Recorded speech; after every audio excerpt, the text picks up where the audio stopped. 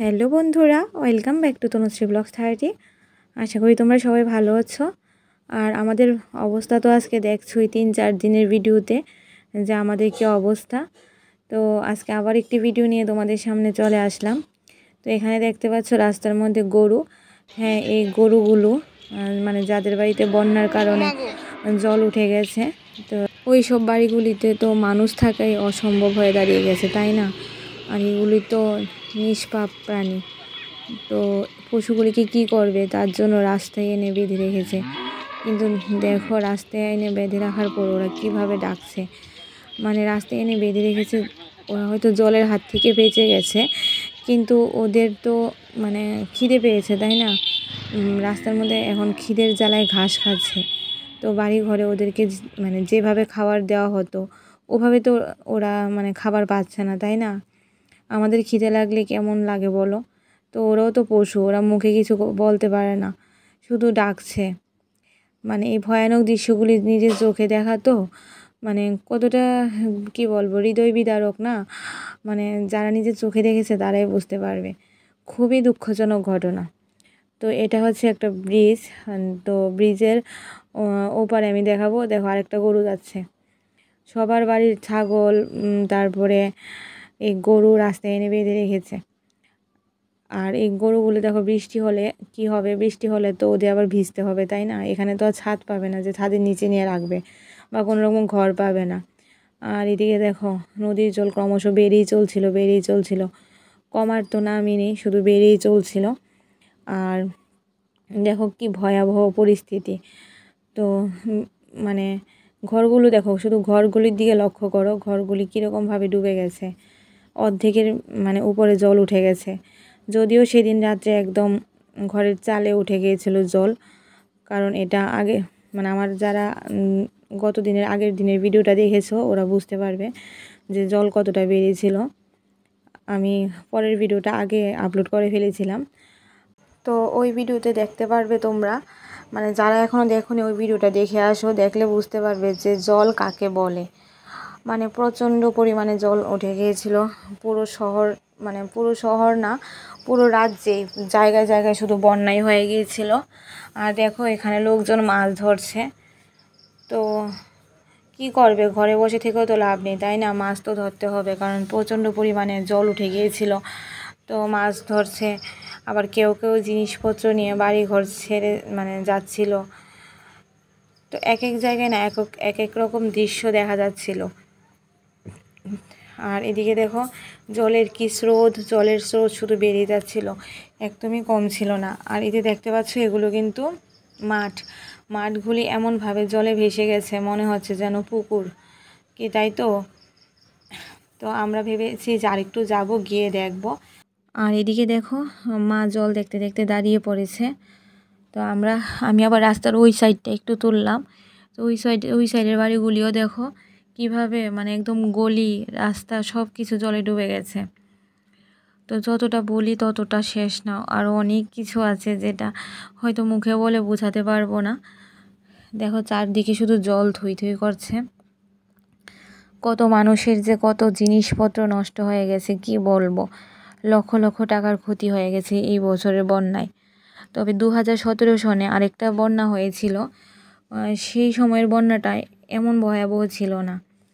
আর আমি আগের ভিডিওতেও বলেছি যে আমার জন্মে তো আমি এরকম কোনো দিন মানে বন্যা দেখিনি, এমনকি আমাদের এখান দিয়ে কোনো দিন জল উঠেনি, আর আমার মা বাবাও দেখেনি।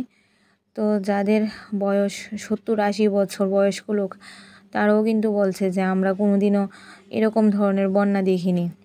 অন্তত ত্রিপুরা রাজ্যে এই ধরনের কোনো রকম বন্যা হয়নি। তো আমরা তো সেদিনের মানুষ, তাই না? কারণ বয়স্ক লোকরা এমন বলছে। এবারের মানে বন্যা মানে বিশাল ভয়াবহ ছিল। আশা করি তোমরাও আমার ভিডিও দেখে বুঝতে পেরেছো।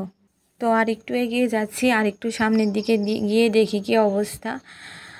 তো সামনে একটা ব্রিজ আছে যেখানে মূর্তি বিসর্জন করা হয়, তো ভাবছি ওখানে যাব। তো দেখো এদিকে শুধু মানে চারদিকে শুধু মানে এগুলো কিন্তু মাঠ, আর মাঠগুলি এভাবে ভর্তি হয়ে গেছে জলে, মানে মনে হচ্ছে যেন নদী বা পুকুর বা সমুদ্র এরকম, কি তাই তো? হ্যাঁ, এবারের বন্যা যে কতটা ভয়াবহ ছিল আমি যতবারও বলি হয়তো মানে বোঝাতে পারবো না, আমার এমন মনে হয়। তো যাই হোক, সামনে গিয়ে দেখি, তো সামনে মাত্র এগিয়েই যাচ্ছিলাম, এমনি দেখি মানুষের এখানে মানে মানুষ জমা হয়ে আছে। তো কেন মানে লোকজন জড়ো হয়ে আছে বুঝতে পারছি না। সামনে গিয়ে দেখি যে আর যাওয়া যাবে না, ভেবেছিলাম আর একটু এগিয়ে যাব, তো আর যাওয়া যাবে না।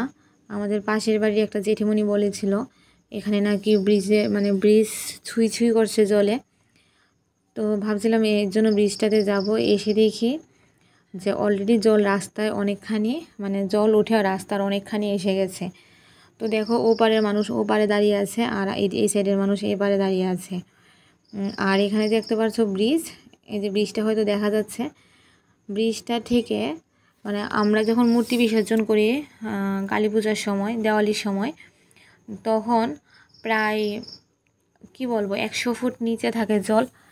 মানে আমি আইডিয়া করে বলছি বা তার বেশি হবে, 80 ফুট বা 100 ফুট নিচে জল থাকে, আমি আমার আইডিয়া থেকে বলছি। তো এই 80-100 ফুট মানে নদী ভর্তি উপরে উঠে তারপরে ব্রিজের উপরে জল উঠে ব্রিজটাও অর্ধেক ভর্তি হয়ে গেছে। ব্রিজটাতে আমি দাঁড়ালে ব্রিজটা আমার কোমরে পড়ে। তাহলে ভাবো মানে নদী ভর্তি হয়ে ব্রিজটা অর্ধেক ভর্তি হয়ে গেছে, তাহলে কি পরিমাণ জল উঠেছে দেখেছো। আর যেদিকে ক্যামেরা ঘোরাচ্ছি ওইদিকেই শুধু জল থই থই করছে, মানে জল আর জল শুধু। তো এই 3-4টা দিন যে আমরা কত কষ্টে কাটিয়েছি, যেহেতু আমি ভয়েস ওভারটা পরে দিচ্ছি তার জন্য বলছি। আর এদিকে দেখো মানুষ মাছ ধরছে জলের মধ্যে, কি করবে। আর এদিকে মানুষ মানে জামা কাপড় উপরে তুলে মানে ওপারে যাওয়ার চেষ্টা করছে। কতক্ষণ এদিকের মানুষ মানে আটকে থাকবে, ওপারে যেতে পারবে না, তো ওটাই চেষ্টা করছে যাওয়ার জন্য। আর দেখতেই পেয়েছো তার আগে কিছু কিছু মানুষ মাছও ধরেছে। তো দেখো আমি আর মা আবার হেঁটে হেঁটে চলে আসছি, ওই দিকের জল দেখা শেষ, এবার আরেকটা সাইডে যাচ্ছি। সব দিকে একটু ঘুরে ঘুরে দেখছি, আর যেহেতু তখন বৃষ্টি ছিল না, মোটামুটি সব মানুষই রাস্তায় বেরিয়ে গেছে। আর যারা বাড়িঘর ছাড়তে হয়েছে জলের জন্য, বন্যার জন্য, তারা তো মানে রাস্তায় কিছু কিছু শরণার্থী শিবিরে। তো এই যে দেখো এটা কিন্তু আরেকটা শরণার্থী শিবির খুলেছে, এটা একটা ক্লাব, সংহতি সংঘ। এখানে যা লোকজন দেখছো তাদের বাড়ি ঘরে মানে বন্যার কারণে জল উঠে গেছে, ঘরের ভিতরেও জল, তো তার জন্য তারা এখানে শরণার্থী হয়ে এসেছে। আর দেখো প্রচুর মানুষ রাস্তায় হাঁটা চলা করছিল, তো মনে হচ্ছিল যে মানে মেলা একটা। আর এদিকে দেখো বালির বস্তা, কিভাবে বালির বস্তা দিয়ে রেখেছে মানে নদীর পাড়ে। নদীর বাঁধ ভেঙে যায় যে অবস্থায় ছিল, সেই কারণে নো এন্ট্রি যেমন দিয়ে রেখেছিল, এই রাস্তা দিয়ে চলাচলই বন্ধ করে দিয়েছিল। আর দেখো বালির বস্তা কিভাবে দিয়ে রেখেছে যাতে বাঁধ না ভাঙে। এমনিতেই মানুষের বাড়ি ঘরে জল উঠে গিয়েছিল, আর যদি বাঁধ ভেঙে যায় তাহলে কি অবস্থা হবে ভাবতে পারো। আর দেখো নদীর স্রোত কি, মানে স্রোত যেমন বেরিয়ে যাচ্ছিল, বুঝতে পেরেছ। তো এটা তো আগের দিনের ভিডিও ছিল, ঘরের মানে জানলা পর্যন্ত জল ছিল, পরের দিন কিন্তু ঘরের চাল অবধি জল চলে গিয়েছিল। দেখো এখানে গাছগুলি আগের দিনই ডুবে গিয়েছিল। আর এদিকে দেখো বাঁশ, নদীর তীরে বাঁশ পুঁতে দিচ্ছে যাতে করে মানে নদীর বাঁধ ভেঙে জল এই সাইডে না আসতে পারে। তো দেখো কি করেছে মানে কিভাবে ছেলেগুলি কাজ করছে। আর শুধু এইটুকুই না, আরও বাঁশ মানে এখানে পুঁতবে। তো দেখো এখানে অনেক বাঁশ আনা হয়েছিল, দেখো প্রচুর বাঁশ এনে ফেলেছে। যে জায়গাগুলিতে বাঁধ ভাঙে ভাঙে অবস্থা ওখানে বাঁশ পুঁতে দিচ্ছিল। দেখো মিউনিসিপ্যালিটির লোকও এসেছিল। তো এইভাবে ওরা বন্যার মধ্যে বাঁধ মানে নদীর জল আটকানোর চেষ্টা করছে, কিন্তু কি করবে বলো, মানুষ আর মানে কতটা আটকে রাখতে পারে। আর বন্যার কারণে কত মানুষের ঘরের সোফা, বিছানাপত্র, যাদের বিছানায় জল উঠে গিয়েছিল বিছানাপত্র সব কিছু নষ্ট হয়ে গেছে। বললাম না, লক্ষ লক্ষ টাকা মানুষের ক্ষয়ক্ষতি হয়ে গেছে। আর দেখো এখন বৃষ্টি পড়ছে, তো মাকে আমার হাতে ছাতাটা দিয়েছিলাম, তো ছাতাটা নিয়ে হেঁটে যাচ্ছে আর আমি পেছন পেছন যাচ্ছি। তারপরে কত মানুষের মানে ভালো জামা কাপড় আলমারির ভিতরে জল ঢুকে গেছে, আলমারির ভিতরে পর্যন্ত মানে জল ঢুকে জামা কাপড় নষ্ট হয়ে গেছে।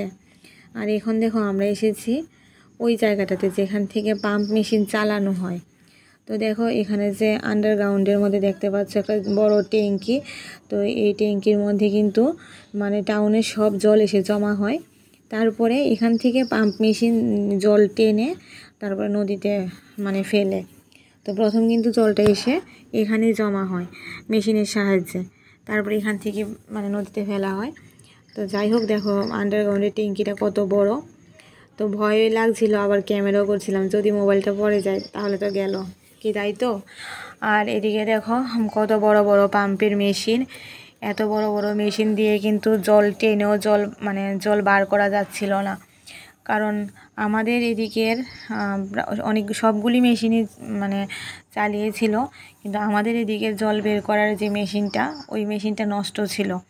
তো যে কারণে আমাদের এখানকার জলটা বের করতে পারিনি। আর আমরা বন্যার জলে পুরো 2 দিন আমাদেরকে ভুগতে হয়েছে। মানে সেই কষ্টটা যে কতটা কষ্ট সেটা বলে বোঝাতে পারবো না। কারণ প্রথমবার ফার্স্ট টাইম বন্যার ফেস করেছি, তো মানে কতটা কষ্ট বলে বোঝাতে পারবো না। আর এখন দেখো এসেছি ওই যে আমার সঙ্গে প্রায় সময় বৌদিকে দেখো ভিডিওতে, ওই বৌদির বাড়ির সামনের এই রাস্তাটা। তো এটা কিন্তু কিছুদিন আগে বিপদনাশিনী পুজোর দিন এখানে ভাসাতে এসেছিলাম, দেখেছিলে আমার ভিডিওতে। এখানে কিন্তু পুকুর আছে একটা, তো পুকুরটা ভর্তি হয়ে কিন্তু জলটা রাস্তায় এসেছে। কোথায় পুকুর কোথায় রাস্তা কিছুই বোঝা যাচ্ছে না, সব কিছু একাকার হয়ে আছে। যদিও তখন জল মাত্র জল বাড়তে শুরু করেছিল, রাতে তো আরও জল বেড়েছে, অনেকটাই আরও বেশি বেড়ে গেছে।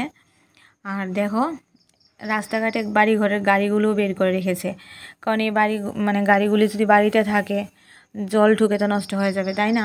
কারণ 2 দিন যদি টানা জলের নিচে থাকে গাড়ির ইঞ্জিন সব কিছু নষ্ট হয়ে যাবে। আর ওইদিকে দেখো আমাদের যে ক্লাবের মধ্যেও জল উঠে গেছে। তো আমরা যখন হেঁটে হেঁটে যাচ্ছিলাম, যখন জল দেখতে যাচ্ছিলাম, তখন এই জায়গাগুলিতে দেখেছিলাম একদম অল্প জল। আমরা 1.5 থেকে 2 ঘন্টার মতো জল দেখে এসেছি। জল দেখে আসতেই দেখি জল আস্তে আস্তে বেড়ে গেছে, দেখতে পেয়েছ? আর আমরা কিন্তু বাড়িতে চলে গিয়েছিলাম। বাড়িতে চলে তখন বাজে রাত 9টা, বৃষ্টি পড়ছিল। ভাবলাম একটু রাস্তায় এসে দেখি। তো যে রাস্তাটা দিয়ে গিয়েছিলাম ওটাতে দেখেছিলে যে বাড়ি ঘরগুলোতে একটু একটু জল জমছিল, কিন্তু রাস্তায় কিন্তু জল ওঠেনি। তো এটা রাত 9টার দৃশ্য। রাত 9টায় দেখো এখানে কিভাবে জল জমে গেছে। এই জলটা কিন্তু আগে ছিল না, তোমরা নিজেরাই দেখেছো। তো বাইকগুলো কাজের জন্য বেরোতে হবে, এর জন্য বেরোচ্ছে, না হলে ওরাও হয়তো বেরোতো না। তো আমি যতটা দেখছি জল বেরিয়ে যাচ্ছে। আর এই জলটা রাতের বেলা, যারা আমার আগের ভিডিও দেখেছো নিশ্চয়ই বুঝতে পেরেছো, এই জলটা কিন্তু রাতের বেলা কোমর সমান জল হয়ে গিয়েছিল। তখন মাত্র আস্তে আস্তে জল বাড়ছিল, বুঝতে পেরেছো? পরের দিন যে আমি গেলাম জল ভেঙে, তখন কোমর জল হয়ে গিয়েছিল। টানা 2 দিন এই জল ছিল, তারপর আস্তে আস্তে জল কমেছে। সেই রাতগুলি এখন যদি মনে পড়ে না, কি বলবো, এখন সত্যি বলতে বৃষ্টি দেখলেই ভয় লাগে। যদি বৃষ্টি আসে তখনই মনে হয় যেন জল উঠে যাবে, বুঝেছো? এমন একটা ব্যাপার। সেই রাতটা ভুলতে পারবো না, সারা রাত জেগে বসেছিলাম। তো যাই হোক, আজকে ভিডিওটা এখানেই শেষ করে দিচ্ছি। ভিডিওটিতে একটি লাইক দিয়ে কমেন্ট করো, আর অবশ্যই শেয়ার করো। আর নেক্সট ভিডিওর জন্য অপেক্ষা করো। ততক্ষণের জন্য টাটা, বাই বাই।